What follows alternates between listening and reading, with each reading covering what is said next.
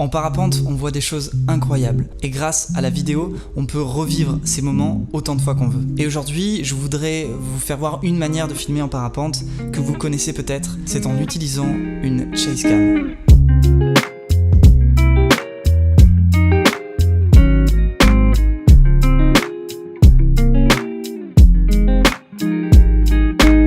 PPG Smoke m'a envoyé cette chase cam sur laquelle j'ai mis une GoPro Hero 9. Je suis alors allé à Gréolières, là où j'ai appris à faire du parapente avec les voyageurs du ciel, pour essayer cette chase cam.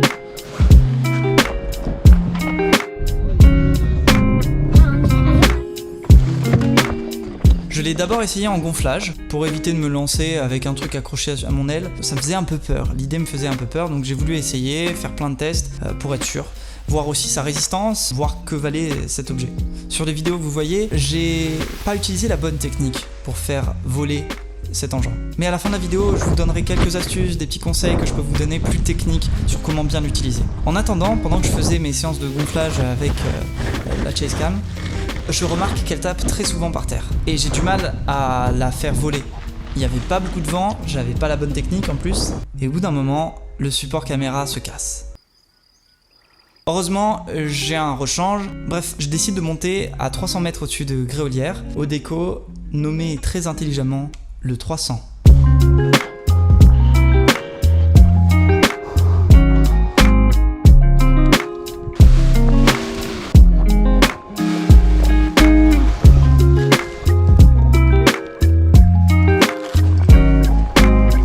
Et j'avais vu des vidéos, je pensais pas que ça allait rendre aussi bien.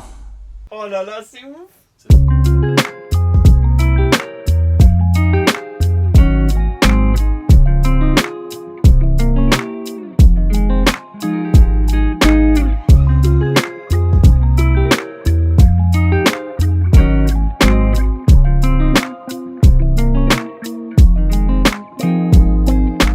Mais je me suis pas arrêté là. Je voulais essayer aussi avec un autre angle qui permet de voir un petit peu plus l'aile. Et aussi, l'école des voyageurs du ciel m'a permis d'aller avec la navette à 700 mètres de dénivelé au-dessus de Gréolières. Un décollage nommé très originalement le 700.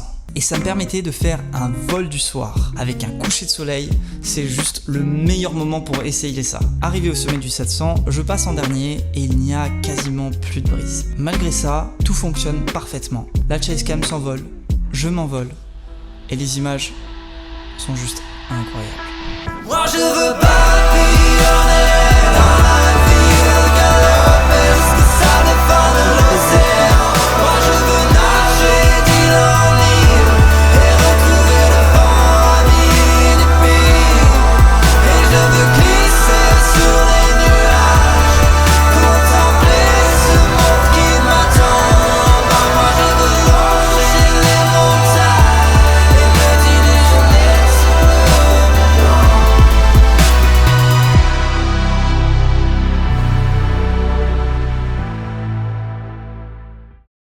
Bref, c'est un objet juste trop bien à voir. Si vous aimez la vidéo, si vous aimez revivre vos vols de temps en temps, je dis pas de le prendre tout le temps parce que ça reste quand même encombrant et je conseillerais pas d'enlever les petits clips parce qu'on peut les enlever pour que ça prenne moins de place, mais je tenterai pas de faire la manœuvre plein de fois parce que ça reste du plastique. Je préfère le laisser personnellement comme ça. De toute façon, c'est pas très lourd, on peut le tenir à la main.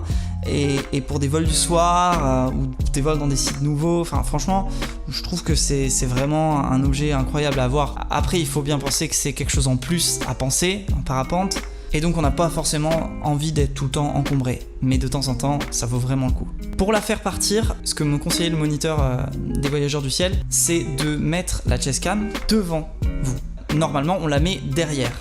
En fait, le fait de la mettre devant, ça permet que l'aile tout simplement se gonfle, et la chase cam, vu qu'elle a une longueur légèrement moindre que la hauteur maximale de votre aile, eh ben, elle pend en fait, et normalement, elle touche pas le sol. Après, il y a des herbes hautes et tout, donc forcément, ça peut arriver qu'elle touche. Mais grâce à cette technique, lors du dernier vol, elle a quasiment pas touché le sol, et c'était super. Donc ça, c'est vraiment une technique que je peux vous conseiller. Deuxième conseil, c'est effectivement de mettre un scotch ici par-dessus pour éviter que des branches s'enfilent à l'intérieur et cassent votre support GoPro. L'objet est pas mal résistant, je trouve, contrairement aux commentaires que j'avais pu voir sur internet. par rapport à celle-ci, la PPG Smoke.